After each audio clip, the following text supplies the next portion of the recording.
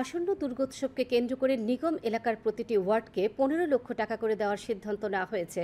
মূলত এলাকার রাস্তাঘাটের মেরামতি, ওয়ার্ডগুলিকে পরিষ্কার পরিচ্ছন্ন করে রাখা এবং মানুষ যাতে স্বাচ্ছন্দ্যে চলাফেরা করতে পারে এবং ওয়ার্ডগুলিকে সাজিয়ে তোলার লক্ষ্যে এই অর্থ দেওয়া হয়েছে। আজ নিগমের কনফারেন্স হলে কর্পোরেটরদের সঙ্গে বৈঠক শেষে একথা জানান মেয়র দীপক মজুমদার।